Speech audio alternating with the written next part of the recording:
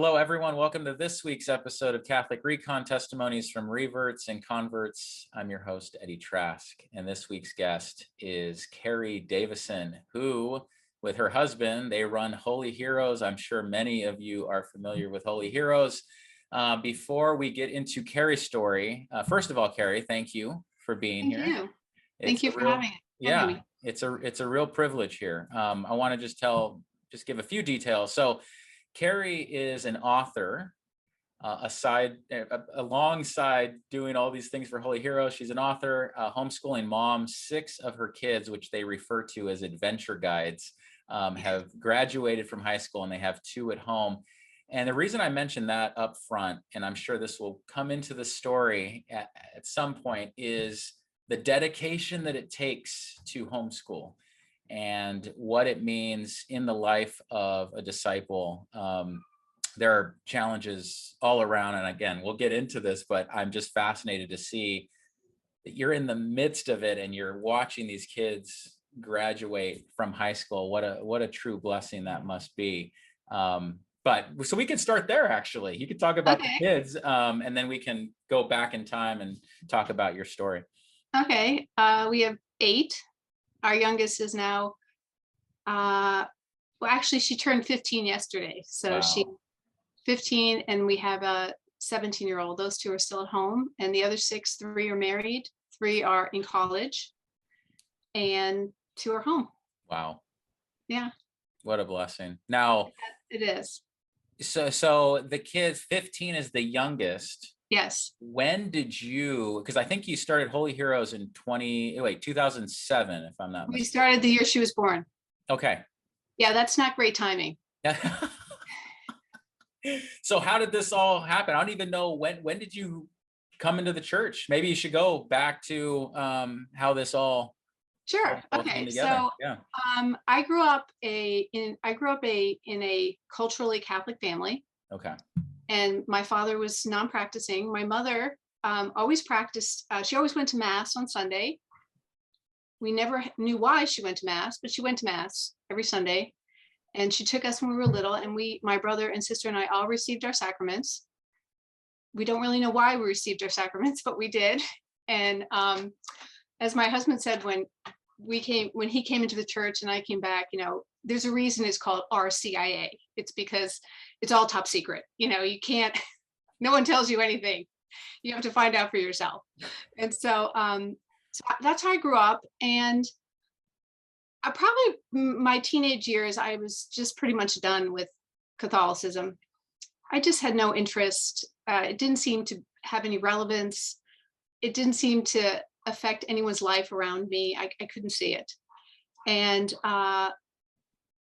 so I just was kind of done with that. And I just moved along with my life and went to school, went to college, went to graduate, kept going to school. And my husband and I met in graduate school. And we were both, he was traveling, he was on his own separate trajectory away from God as well. And so different, very different than mine. Was he also raised? No, he was raised a Methodist. Okay, got it.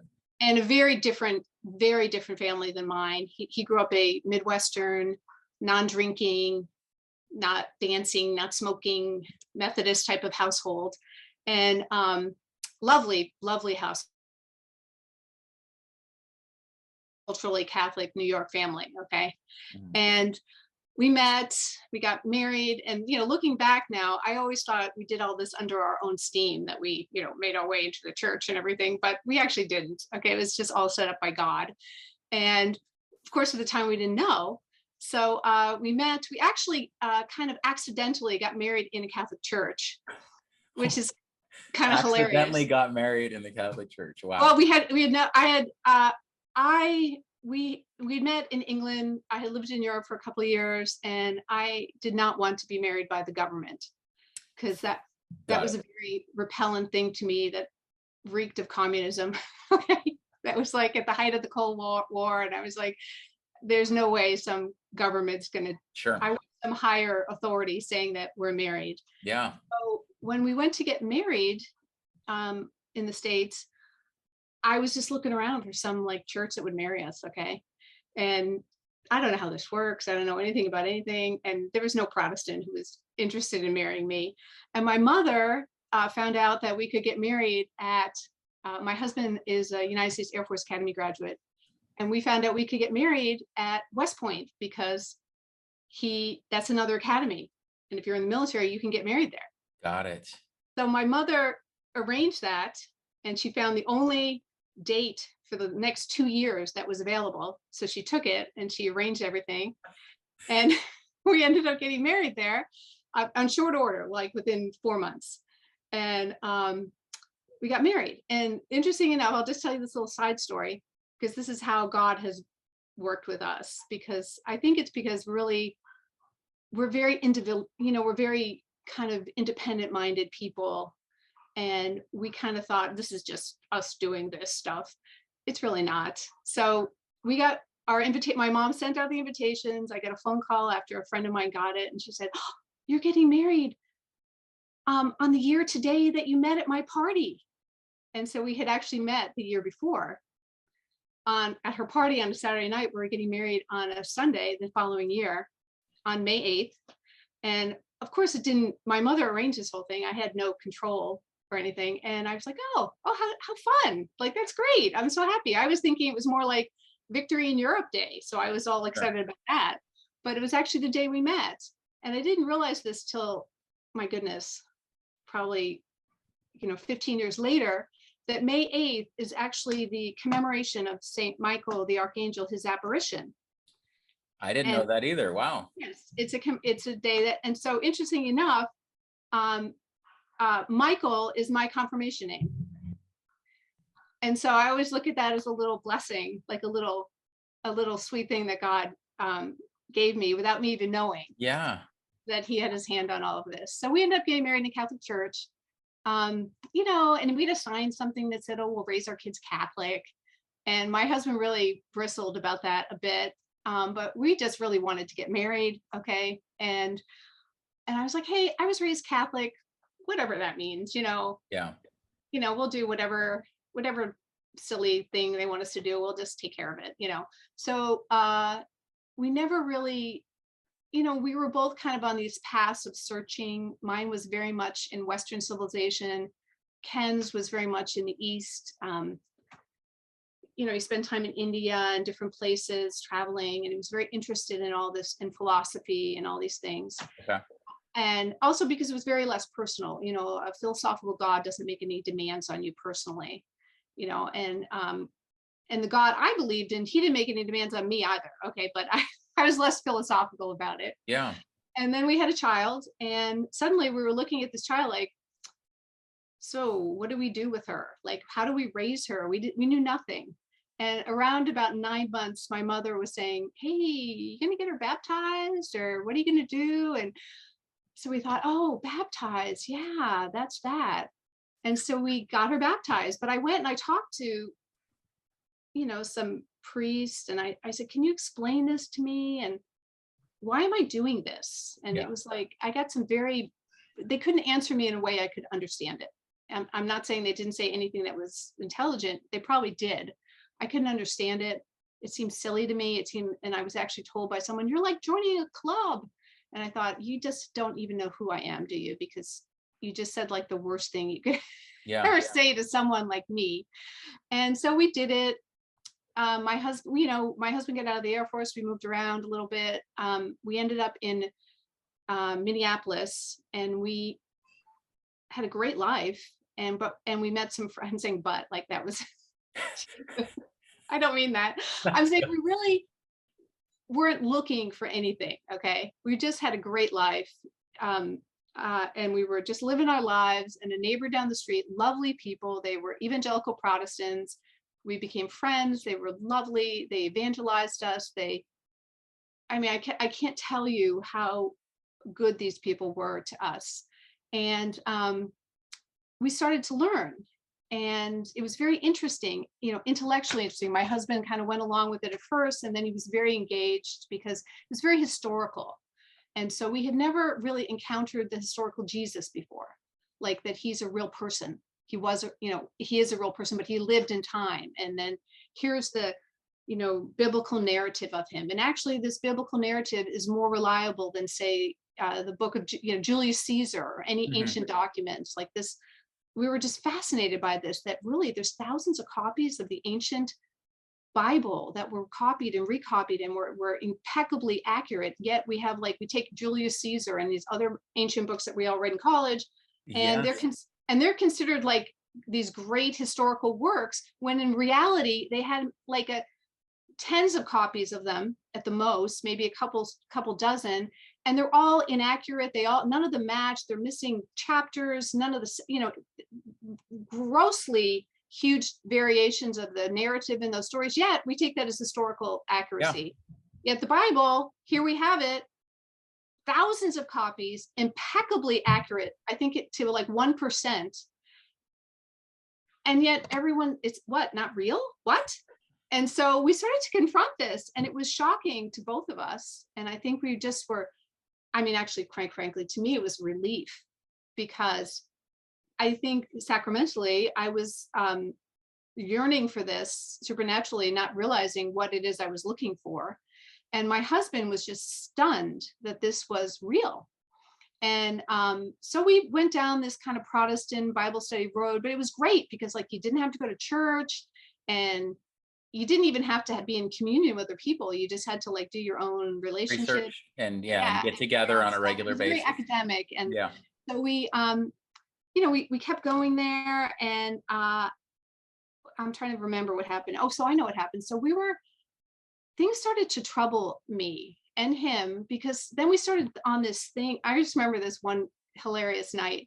They were showing a video of Jerusalem, and Jerusalem for a Protestant is really kind of a nightmare, because everywhere you go in Jerusalem, it's like Catholic. There's a Catholic church, plopped down on top of every single historical site, And the narrator in this actually said, we don't know exactly where Jesus was crucified. And I was like, what?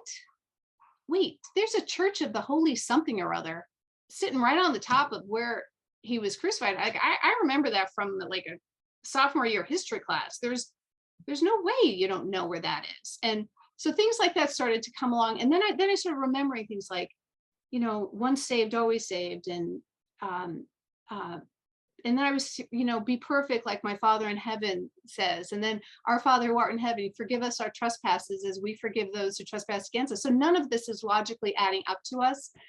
And then we started asking questions, and we started saying, wait, this doesn't make sense. And this doesn't make sense. And, it became this kind of like a debate at the Bible study type of thing, Got it. I was going to ask you, who were you questioning? But you were asking the people in the Bible study. Yeah. So this became a Bible study contentious thing. And then one day, because it would have been much easier for my husband and I to be Protestant. We lived near not too far from his family. His whole family was Protestant. I was kind of cringing in my heart, because in my mind, there were always two Catholics that I always kind of looked up to. Not because I knew anything about their faith, but because I knew they were reasonably intelligent, pragmatic men who believed this. And I know they wouldn't believe in just some schlocky sentimental thing. I knew that about them. One was my uncle, who was a surgeon, and I just knew he was all about his business. Like, he knew what was, like, what things meant and how to live. And the other one, interesting enough, was William Buckley, because who I don't know personally, of course, but I always admired. And I loved reading him, and I knew he was a serious Catholic. I didn't know anything about his faith life or anything. I just knew he was a defender of Catholic teaching.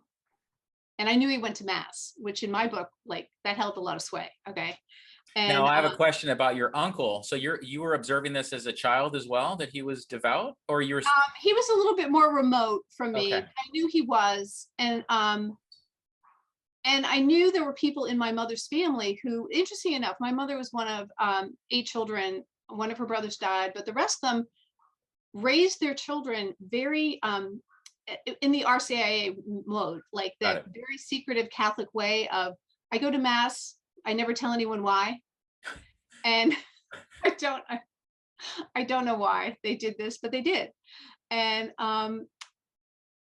all of my, it's tragic. Well, it's beautiful in that all of her siblings are now in their 80s and they're all seriously devout Catholics. No kidding. Yes, Wow. my mother and all of her siblings. Sadly, my 32 first cousins are not.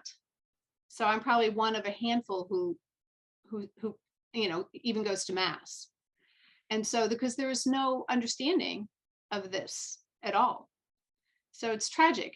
It's a tragic thing that happened, but I have hope because all of my cousins were baptized and were did receive their sacraments, and I'm hoping as they get older something takes hold, and it has in a few of them. Yeah.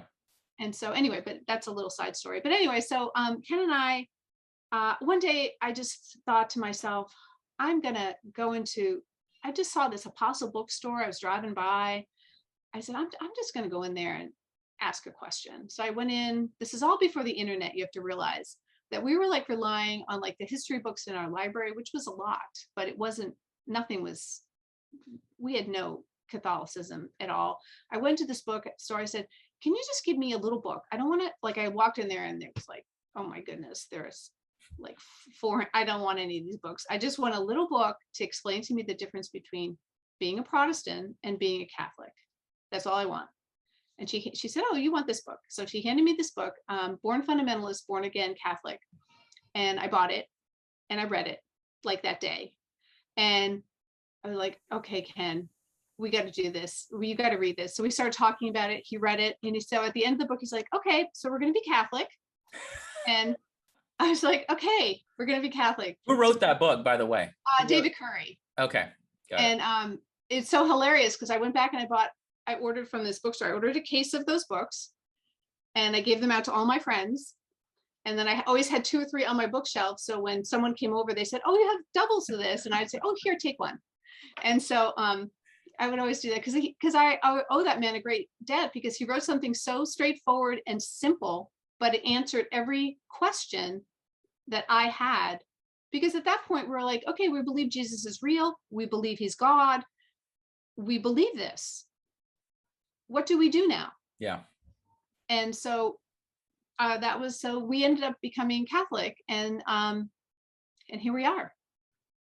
And what year was that you entered? So did you enter? Did you have to go to RCIA as? No, I didn't. Okay. And actually, my husband didn't actually either. We lived in Minneapolis. Yeah. I started going to a very excellent parish called Holy Family, and Father Duffner just brought.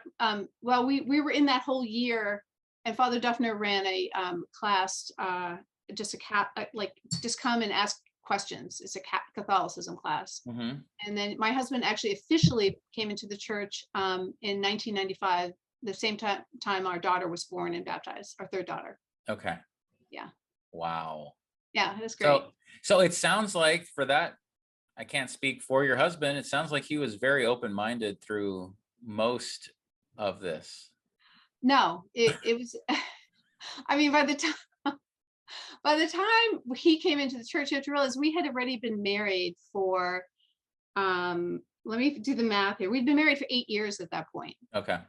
So, and it was just a lot of, I was firmly, because I think for me, especially I lived in France for a couple of years, and I just looked around me and I thought, the cathedrals and the art and the beauty and all of this, and I thought, there is nothing, this comes across as French snobbery, and I don't mean it to be, but at that point I was thinking, there is nothing,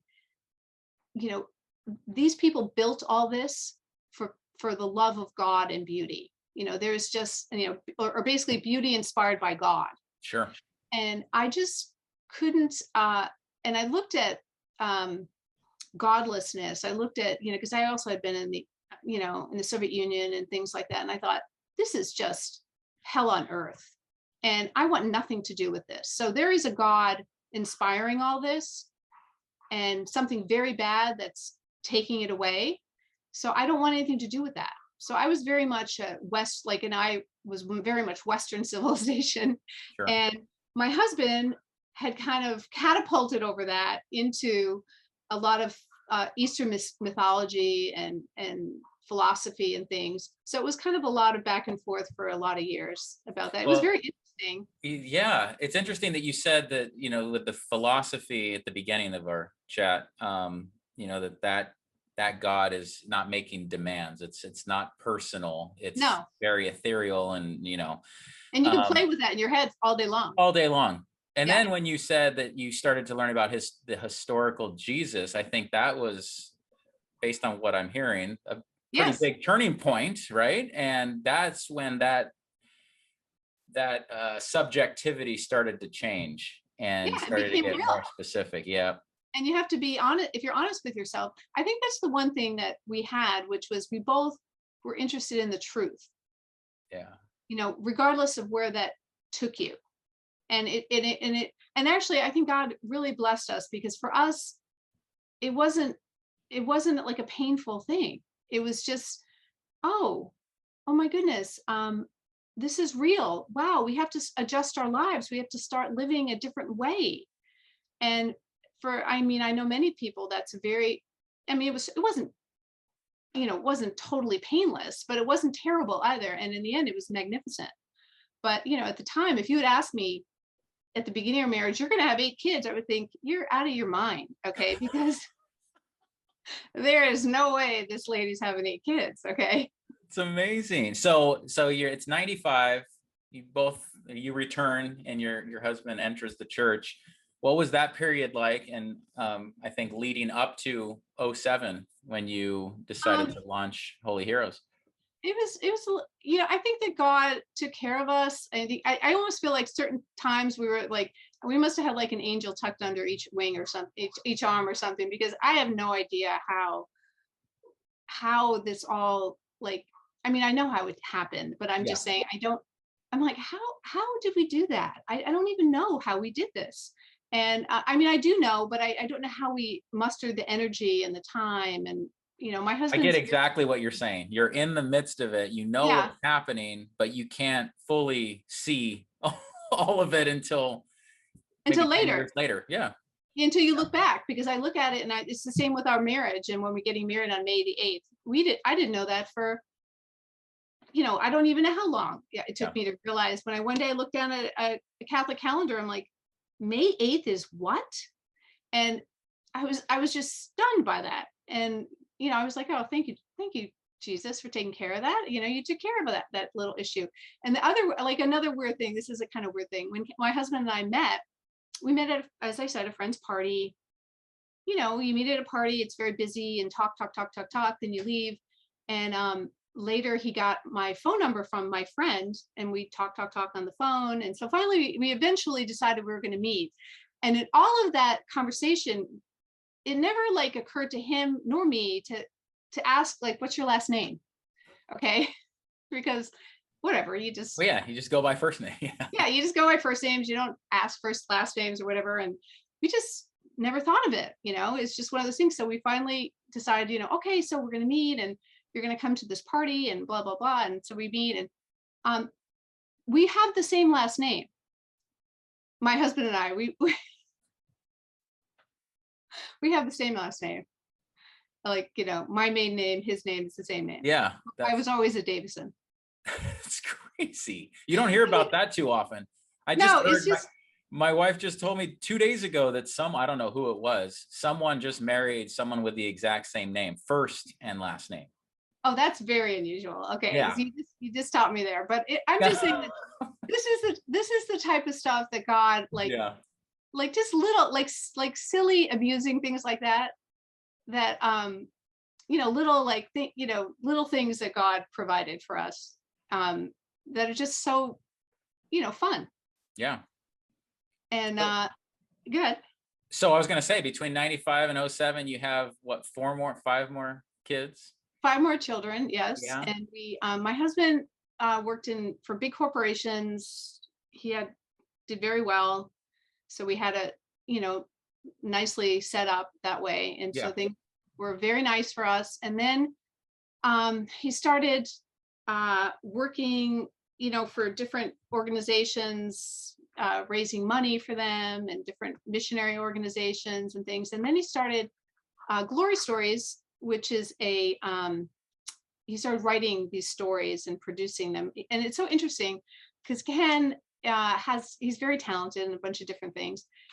And his corporate jobs were very, they were in marketing communications, but they were all, number based analytical jobs. But in addition to that, when he worked for Procter and Gamble, he was in charge of, this is very unusual, he was in charge of all this production stuff. Not that he was doing it, but he was like overseeing a bunch of stuff that was going on.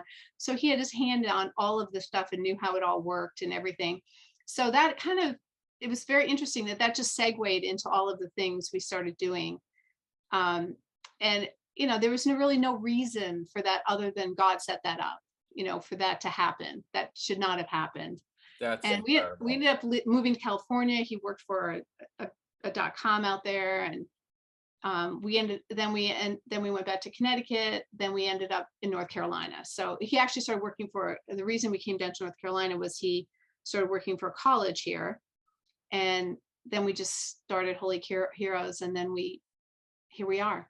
Now, what was the mission there? Were you thinking, okay, we want to defend the faith, we want to evangelize? What was the main mission and vision? And I'm sure it's still consistent to this day. I'm just curious what you thought at that time.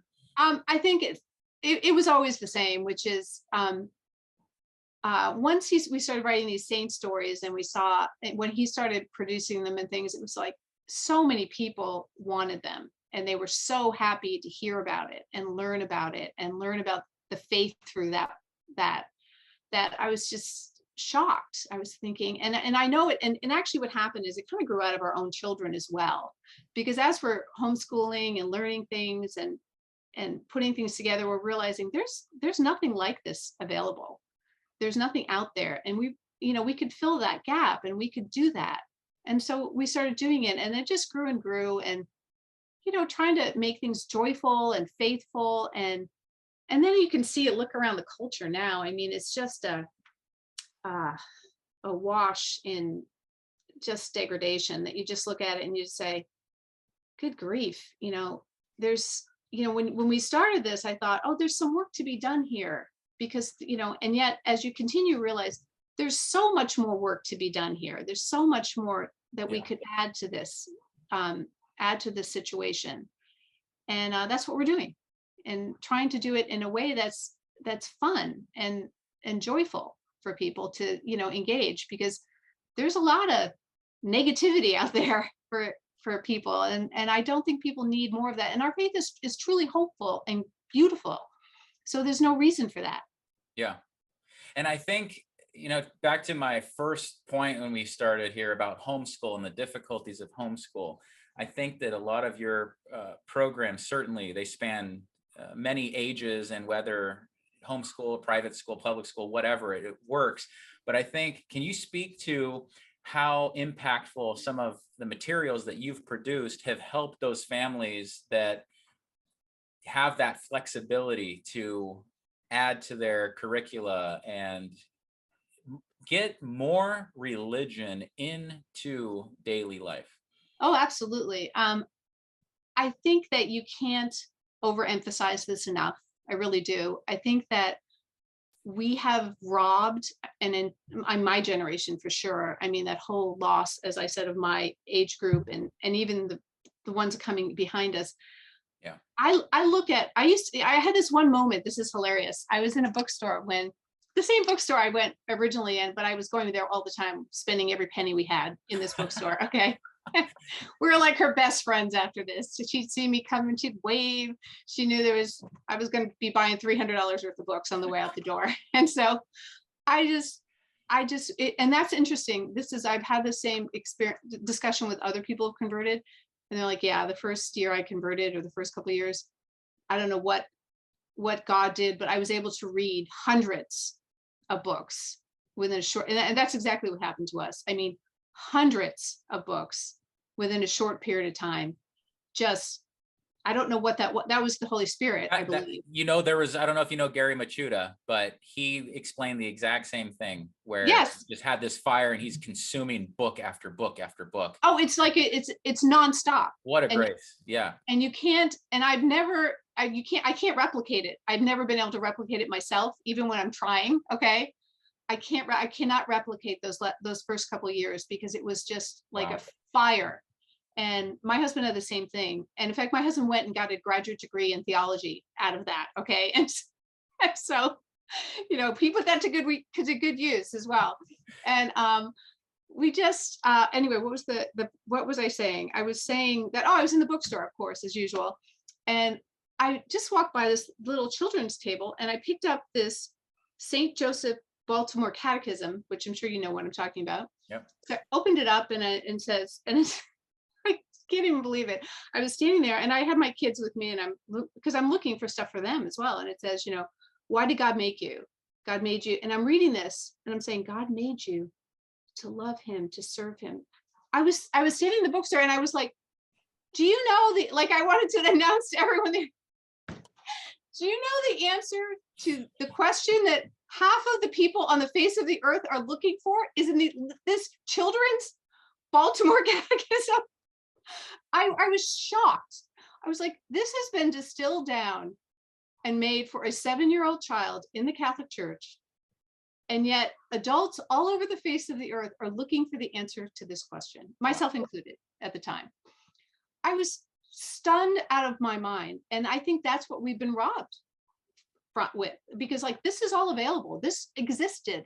There were Catholic priests and monks and theologians and philosophers who distilled all this down to such a simple form that it is readily available to us. And yet no one even looks at it. And so that to me was the most disturbing thing, that this is available to us, but no one can get it in such a form that they're even willing to accept it. Wow. Yeah. And that's important too, because I think back to the priests who were talking to me about baptism, who spoke to me in a way. Now, I'm not saying there was anything. Well, there were actually some things wrong with what they said, in a theological sense, but also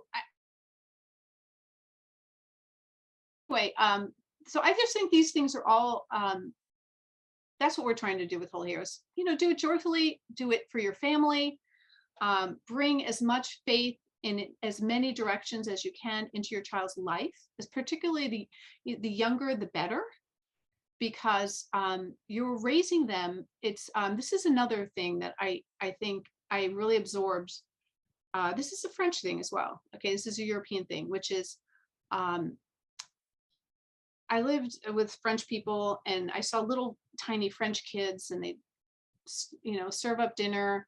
And I was looking across. I was raised as American kid, and I'm looking across, and I'm seeing these little French kids eating like calves brains, and I'm not joking. No, I can only imagine. And this stuff, and it's being put on my plate as well, and I'm realizing, holy cow, I have to eat this stuff. I know what it is. Holy cow, calf brain. Holy cow. Good. Nice. And anyway, I'm just realizing. So some French friends explained this to me. They said, from the earliest time, you are forming your child's you're forming your child's taste. You're forming your child's thoughts. You're forming your child's. It's all formation. And nothing religious came into this, by the way. This was just a cultural taste, and what you eat, how you dress, your manners, how you behave, and this is something that it was second nature to them. This idea that a child eats separate food from a parent, unheard of. Yeah. To them. There's no making a children's menu. Absolutely not. There's no actually even, there may be now, but this was a long, decades ago. There was no actual separate kind of clothing for teenagers. Everyone wore something that was suitable and stylish and fashionable, because they were formed since a very young age to appreciate this.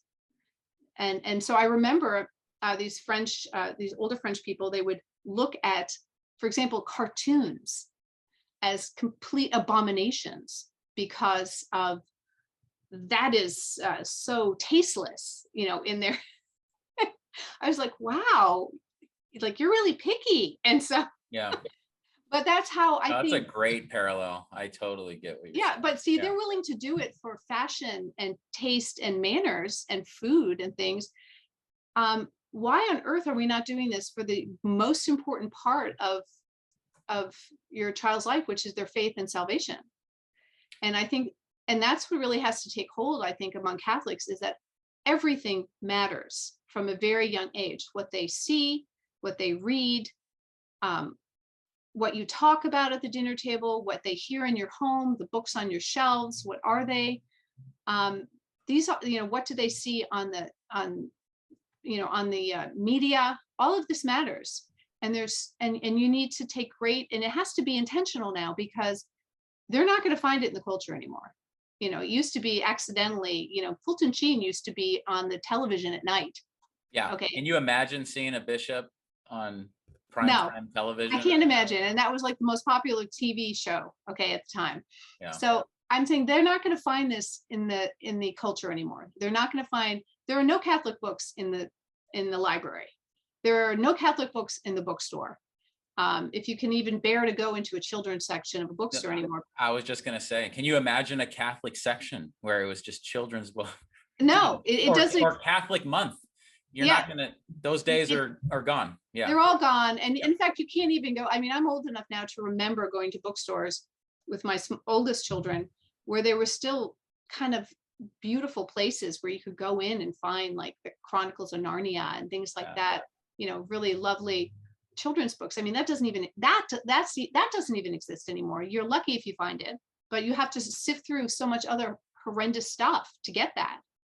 And so you can't do that anymore. You have to actually make an intentional home and bring everything you can into your home that will and you're not, this isn't all about, like, everything doesn't have to be an educational lesson. It's all about exposure, and it's available. And look what we're reading tonight. Like, and that's why we're making, there's some books in sacred art. So you can look at the sacred art book and say that, the prayer, we broke down the creed with sacred art and the creed. So you associate, so when you sit with your child and they're looking at magnificent art and you're reading to them the creed, and with an understanding of what it means, below it, very small, so that your child can sort of start to form in their mind the association of beauty and art with prayers.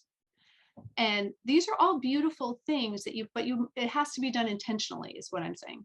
Yeah, no, I get it. Have you heard the word, I think my wife's called, maybe other women do, twaddle? Have you heard that? Yes. Okay.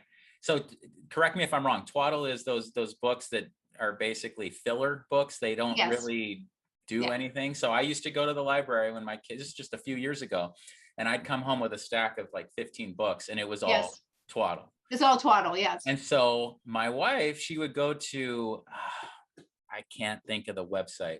Based on age, there would be certain titles. You go and get those books. Yes. And I finally understood the difference between the two. And it just led us more in the direction of substance and even, it's funny when we first heard about that, there's a Lego Catechism or Seven Sacraments book. Yes. If you're familiar with that. When I first saw the cover, I thought, oh, that just seems like it's in the realm of twaddle. I opened it up and I said, this is one of the, to your point, for an adult to read that and see the typology that I didn't know as a kid, and I didn't even know into my adult years. It was just fascinating to find that level of detail and research and theology in a kid's book. Yes. And I have no problem going to certain kids' books to kind of read up on, truth. I agree. And that's actually the Lego Catechism. That's unusual. That's one of the few books like that. I know it very well. Yeah. That's actually taken something that's wildly popular and like Legos think of boys in particular. Oh man. And superimposed the catechism right on top of it. And it actually works, versus the Lego Bible, which is just sheer heresy. And I don't know anything about the Lego Bible. Yeah, the Lego Bible is a Protestant thing, and it's just horrendous. Got it. So we try and do basically the Lego Catechism at Holy Heroes. Okay, so that's sort of what we're like. The I mean, in a different little bit, you know, everything we put out is a little twist on something or other. But Yeah. we try to make it beautiful. We try, if it's the same stories, we make it true, but also interesting. Yep. And really just to, uh, every family has to, it's really, as I said, it's really, they have to make the effort. I know it sounds, I don't mean to be negative in that way, but it's just like you have to, if you just are showing up at mass on Sunday or sending your kid to a catechism class once a week, and it's not going to hold. I'm evidence of that, and but I'm also, that was also a long time ago. The culture is much more toxic now. So true. And Yeah. there's a very, the assault is very obvious, I would say. That Oh, that's never been it's never been more clear it's in my never been more clear, but yeah. interesting enough, it's never been more clear, but very, it's, I remember, and I remember this well because of my Protestant friends. When we started, so none of our kids ever went to school. They all were homeschooled from the beginning. We just soldiered on through the whole thing.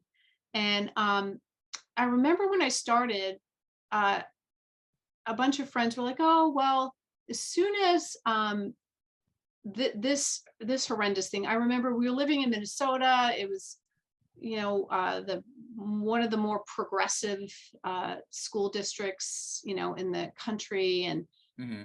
already in the kindergarten, they were reading, you know, terrible books that you don't want your Catholic kids to be reading. We weren't even, were we Catholic? Yes, we were already Catholic at that point. And I started looking, I thought, oh, we have to do school. Like, how do we do that? And I started looking into things. And I realized I can't send them to school. I can't send her that. I can't have her have them reading these books to her. And so I didn't send her. And I decided I'm going to homeschool. No idea what that means. And no idea whatsoever. And this is a really odd thing, really odd. I have no idea why, but this is, again, why would someone say this to me?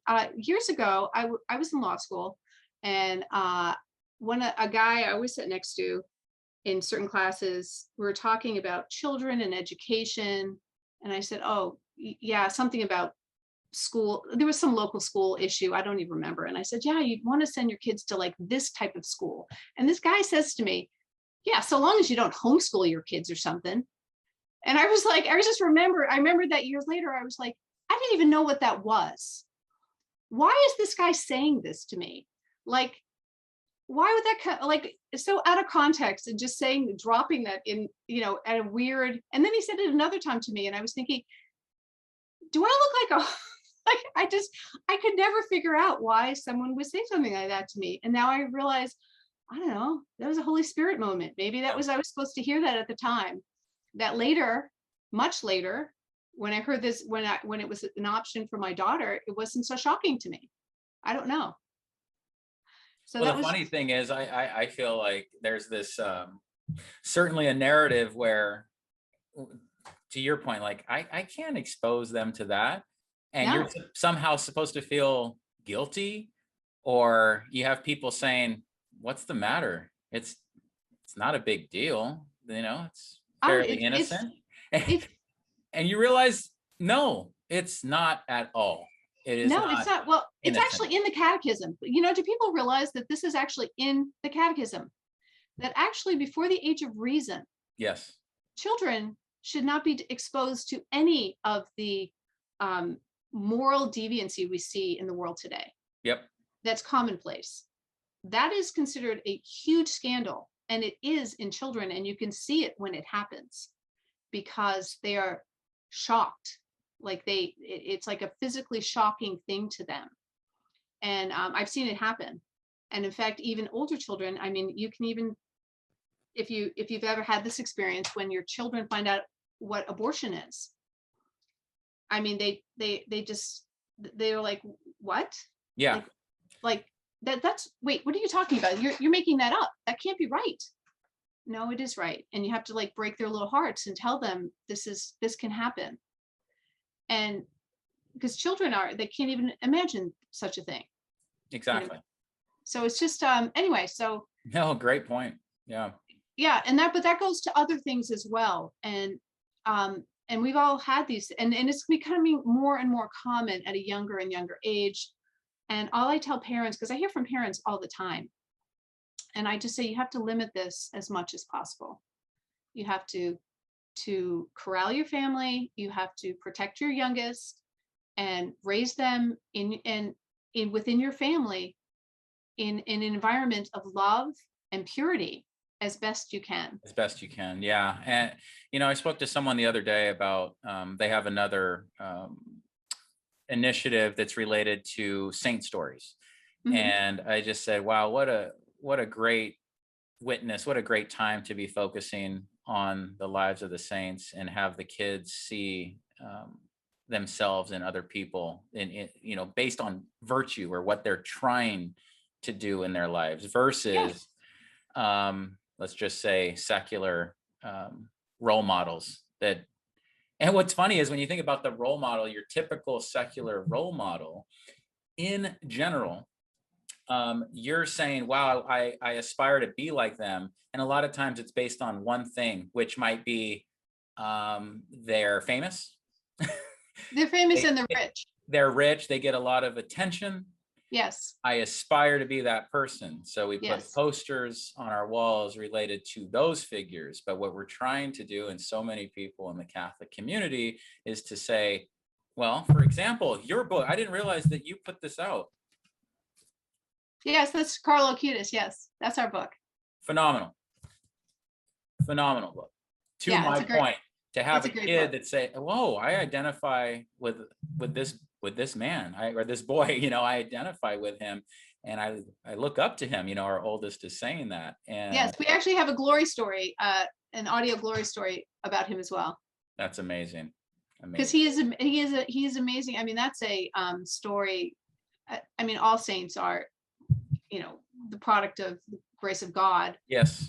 He is a fascinating story from the very beginning. God steered that young man's life. It was just shocking when you actually read the story. And his mom, is telling the story now. That's her. Yeah. She's alive. It's just it's so bizarre to think about, that he had family members obviously at the beatification. Yeah, his friends from high school. Yeah, his friends from school, his younger siblings. Think of that for a moment. Your younger siblings. Yes, so exactly. It's just amazing. And I think it's necessary. And I want to encourage anyone who hears this that this is all very doable. This is not something, I hear from people sometimes, and I don't consider myself particularly gifted in any of these things. And I just know you can persevere on and you can do these things. It's just you have to be willing to look reality in the face. And you have to say, okay, how, with my circumstances and in my family and with my, everyone's got shortcomings and everyone's got things that they can't do and can do. How can I do this? How can I educate my children? How can I educate them in the faith? How can I make a pure and loving and virtuous environment within where they can grow up? And I think every Catholic mother and father can do this. They just have to, kind of work on it a little bit. Yeah. And be intentional about it. Agreed. So that's why I want to encourage people. And actually that's what we do at Holy Heroes. We have all those online programs that we have, Lenten Adventure. I can't tell you how many people, including us, we learned our faith with our children as they were growing up. Yeah. Lenten Adventure, Advent Adventure, Summer Faith Adventure, the Marian Consecration, Children's Marian Consecration. We have the spiritual adoption. You can teach, unfortunately, when children find out about abortion, here's something you can do with them. They can actually pray and learn and pray for a child in danger of abortion to live. Yeah. And give them hope. And so these are all things that, and children react beautifully to this when they're, especially because their parents are taking the initiative. You lead children, they will follow. Well said, Kerri. Yeah. I wanted to ask you about, what are you currently working on? What's new in your life? What's new at Holy Heroes? Love to hear New. about that. We're putting our sacred art books together so that you can sit with a child. And this is an area that's a very much interest to me, that I tried very hard when my children were small. Okay. It's a hard thing to do. And you have to make an effort in it. But the problem is, you can find art books and you can find, art pictures and all sorts of things, child-sized masterpieces. None of them are sacred. They're not sacred art. They're just great pictures. And that has a value in itself. But I wanted more sacred art.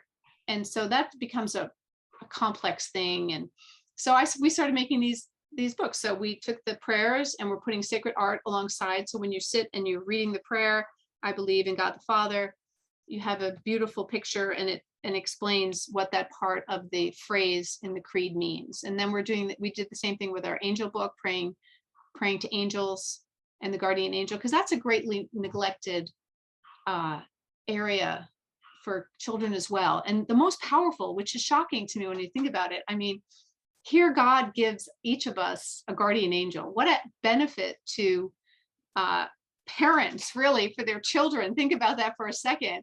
And I had this story when one of our third daughter, we were coming out of Mass one day. This is one of these things that you just can't believe just happened. And we're walking down the sidewalk. This is in a city in California. And our daughter just, I don't know why, she darts between the cars, like she's on the other side of me, inside of the sidewalk, and she just darts out between the cars, like there's a busy street there. And then alongside the car, she suddenly makes a right-hand turn and walks up the side of the car.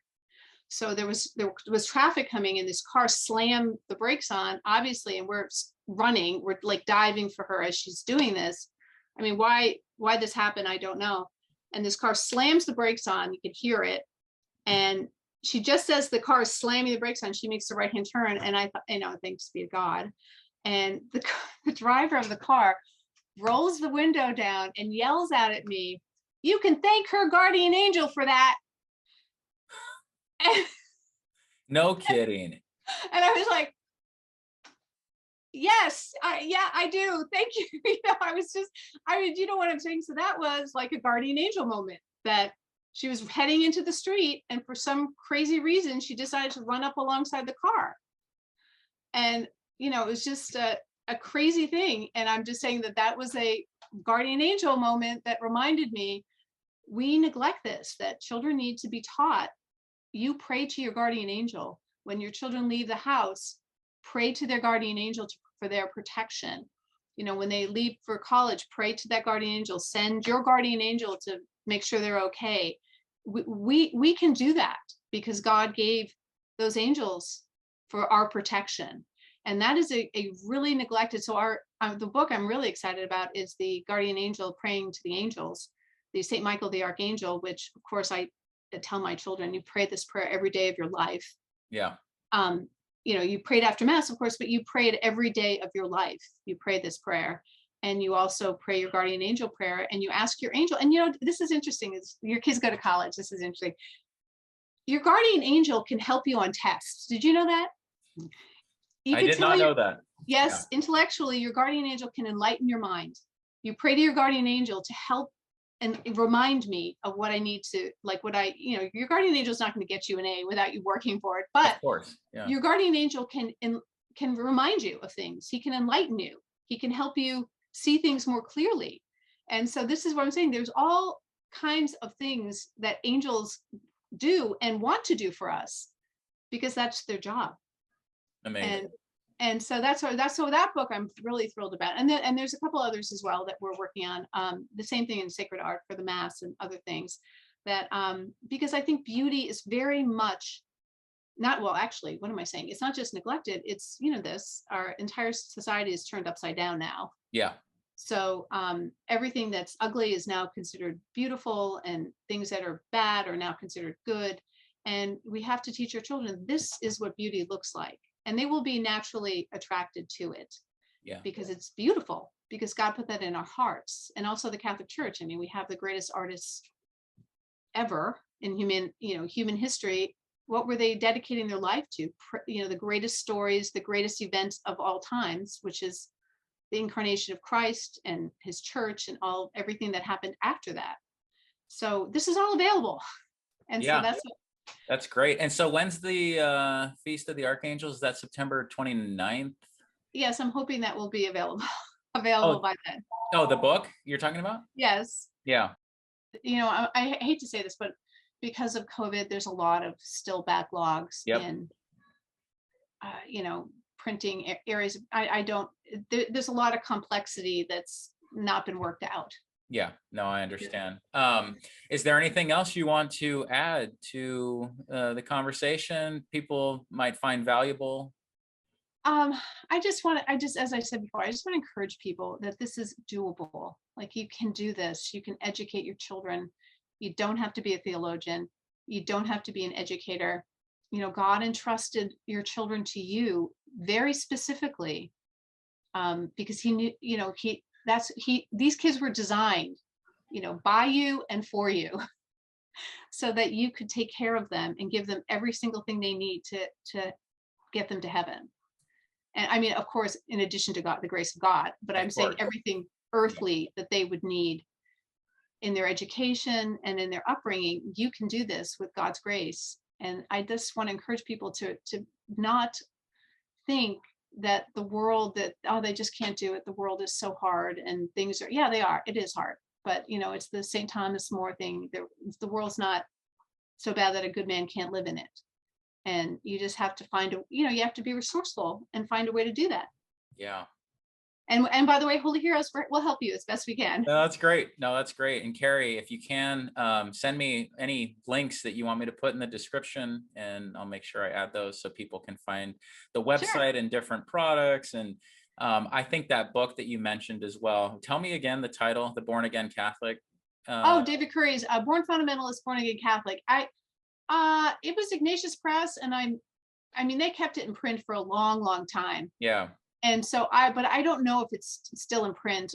It might be one of those things that's, $230 now. So. Well, that's unfortunate. And because it was a great, for us, it really, it's a very simple book, but any Protestant who reads that book is going to come away with a totally new perspective on Catholicism.